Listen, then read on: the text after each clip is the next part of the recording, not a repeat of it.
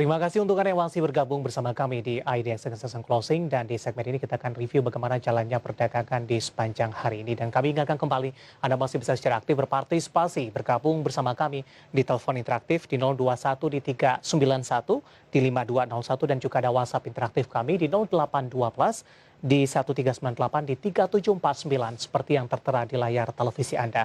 Saat ini kami sudah terhubung melalui via Zoom bersama dengan Bapak Yosep Gabetua Simanjuntak yang merupakan senior analis kreatif trading system. Kita akan langsung sapa saja. Pak Gabe, apa kabar Pak? Baik Pak David, gimana kabar Pak? Kabar baik juga Pak Gabe, terima kasih sudah Iya, meluangkan waktu di IDX Channel. Pak Gabe, iya, penutupan di sesi kedua ditutup di zona merah, melemah tipis di iya. 0,23% ini. Eh, Ah, ah. Saya teringat untuk pergerakan indeks harga saham gabungan beberapa waktu yang lalu, Pak Gabe, ini Mm-mm. sempat lama bertahan atau konsolidasi di 6.200-an. Cukup sulit menyentuh ke Oke. level 63, ketika menyentuh level tertinggi kemudian mental ke bawah kembali. Tampaknya kondisi yang sama juga terjadi untuk hari ini menjelang menembus ke level Mm-mm. 6.400-an. Ya, Hampir menyentuh ke level tersebut kemudian tertekan kembali. Pak Gabe, bagaimana analisis Anda? kalau misalnya kita ngelihat memang untuk kenapa ISG bisa terkonsolidasi cukup lama, kelihatannya susah untuk menembus resistennya. Itu kalau misal kita ngelihat memang karena belum adanya inflow asing yang masuk, karena perlu dicatat bahwa yang menggerakkan saham-saham blue chip itu adalah investor asing. Saham free float yang bisa diperdagangkan yang bisa diperdagangkan di market, yang bisa menaik turunkan harga, itu tuh dipegang sama investor asing. Jadi kalau misalnya investor asingnya masih belum masuk, memang akan terlihat sangat sulit IHSG bisa bergerak naik.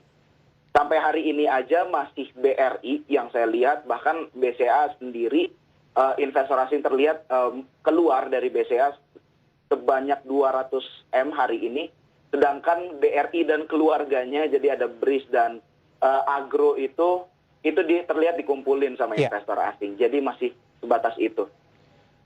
artinya posisi asing saat ini lebih banyak keluar, Pak Gabe. Lebih Bagaimana keluar. analisis Anda? Ha-ha. Apa yang menjadi Jadi pertimbangan Pak asing untuk keluar sampai sejauh ini? Apakah memang ini masih menunggu hasil pertemuan The Fed, kemudian kekhawatiran juga dari kenaikan yield obligasi di Amerika Serikat, dan menunggu respon dari The Fed seperti apa? kalau misalnya untuk alasannya sendiri kenapa investor asing sampai sekarang belum masuk, tentu kita nggak ada yang tahu. Cuman kalau misalnya ngelihat memang untuk kondisi kita sendiri, ISG sendiri, itu memang sudah naik cukup panjang. Jadi dari bulan Maret tahun lalu sampai sekarang ini, ISG ini masih dalam rally yang cukup panjang. Jadi menurut saya untuk menikmati sejenak profit taking sebentar, menurut saya itu langkah yang bijak buat mereka. Kayak gitu, untuk bisa dapat harga yang lebih murah lagi ke depannya. Masih dalam tahap yang wajar dan tidak ada Yes, kekhawatiran? tidak ada kekhawatiran sama Mhm. sekali menurut saya sampai sekarang. Baik. Untuk esok hari jangka pendek, Anda melihat arah pergerakan indeks harga saham gabungan 63 akan masih mampu ditahan, Pak Gabe? Kalau menurut saya untuk besok sih 6.300 masih sangat mungkin. Mungkin ada potensi rebound juga. Udah 2 hari kalau nggak salah, ya udah 2 hari berturut-turut ISG ada di zona merah. Jadi ada kemungkinan untuk menaikkan lagi volume perdagangan. ISG dibuat hijau, ISG dibuat rebound, itu akan lebih menarik sepertinya. Potensi rebound lebih ke arah sektor mana, Pak Gabe? Kalau kita lihat hari ini saham-saham dari pertambangan, terutama untuk mineral logam, Mm-mm. masih mengalami tekanan yang cukup dalam begitu. Kemudian dari beberapa Oke. sentimen lainnya, pemerintah nampaknya akan memberikan peluang untuk memperluas relaksasi PPNBM yang sebelumnya dari kelas 1.500 cc bakal naik ke 2.500 Mm-mm. cc, Pak Gabe. Kalau misalnya ditanya sektor mana yang rebound, untuk membuat ISG rebound secara efektif, mungkin yang paling ibaratnya kalau saham kita bisa bilang tools yang paling baik, paling efektif untuk menggerakkan ISG supaya hijau, ya sektor perbankan. Karena dua top market cap kita itu memang ada di sektor perbankan, BCA dan BRI. Jadi kalau misalnya ngelihat mungkin BRI sekarang hijau ya mungkin besok naiknya nggak terlalu besar, tapi Oke, ada BCA yang bisa menopang. baik. Kita akan coba ulas secara teknikal, Pak Gabe, untuk BBRI. Oke, Hari ini menguat 3,28%, 4720 begitu. Sebelumnya ya, juga sempat menyentuh ke level yang sama kalau tidak salah. Proyeksi ya. Anda untuk BBRI ada peluang ke level 5 ribuan tidak, Pak? Paling tidak untuk jangka menengah untuk BBRI. Kalau untuk BBRI sendiri menurut saya memang masih ada peluang dengan catatan sampai sekarang inflow dari investor asing masih terus masuk. Jadi menurut saya untuk angka 5.000 itu masih possible. Jadi kalau mereka beli di harga sekarang, Ya. itu kan mereka beli di harga premium kan. Mhm. Jadi untuk mereka bisa profit, mereka butuh harganya naik lebih tinggi. Jadi menurut saya untuk alasan orang-orang yang beli ini bisa profit, mereka harus bisa bawa harganya naik lebih tinggi lagi. Oke, BBRI hari ini sudah naik cukup signifikan. Yes. Masih direkomendasikan masuk, Pak Gabe? Kalau untuk jangka pendek, saya sih masih optimis dengan BRI. Untuk jangka menengah, sorry. Oke, untuk jangka menengah. Tapi penguatan besok masih berpeluang terjadi, tapi akan lebih cenderung terbatas begitu.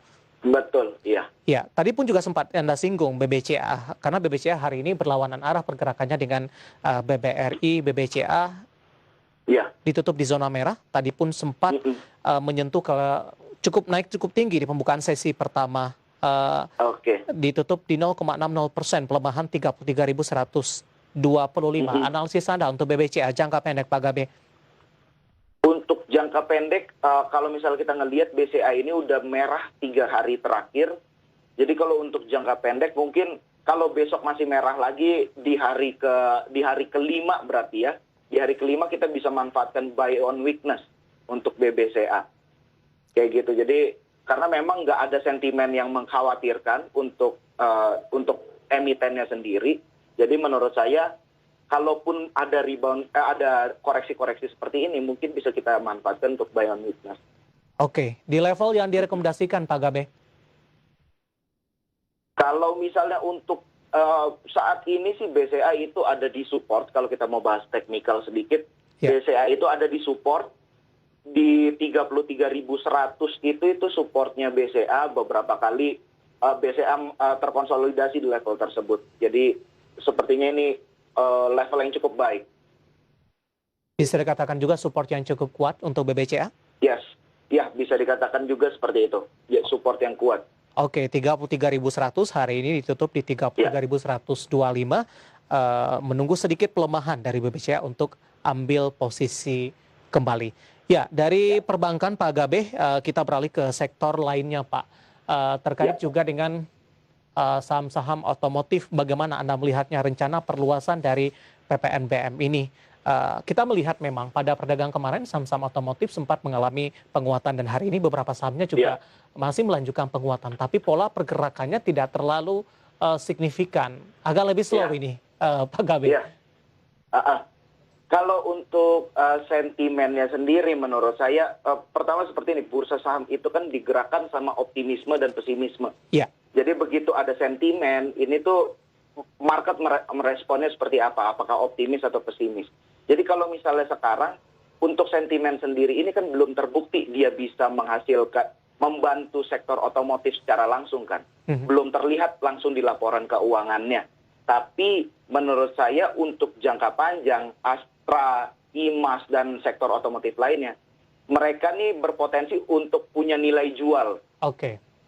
Kayak gitu. Jadi mereka ini berpotensi untuk punya, ada sesuatu yang bisa mereka kasih lihat ke publik bahwa perusahaan kami untung besar karena stimulus dari pemerintah. Seperti itu misalnya. Apakah skenario-nya akan sama ini, Pak Gabe, dengan saham BRIS begitu? Meskipun berasal dari sektor yang berbeda, sentimennya juga berbeda. Ketika itu BRIS masih bergerak di level 300-an.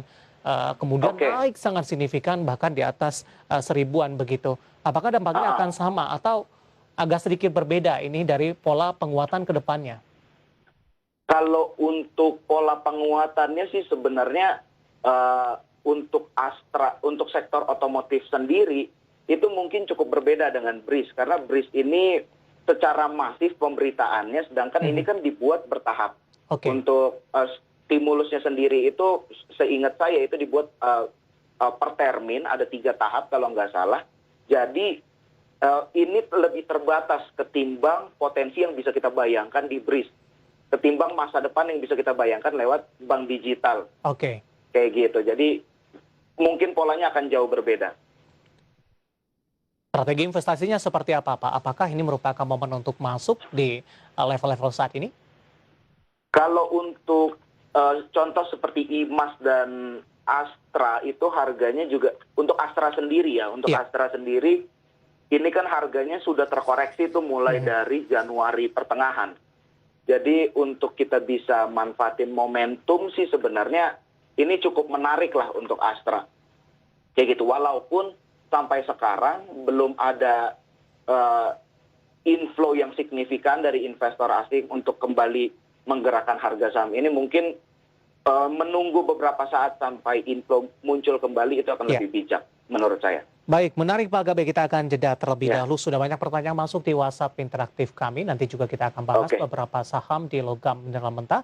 Dan kita juga masih menunggu partisipasi baik di line telepon dan di WhatsApp interaktif kami. Nanti kita akan lanjutkan dan pemirsa tetap bersama kami. IDX Succession Closing akan segera kembali sesaat lagi.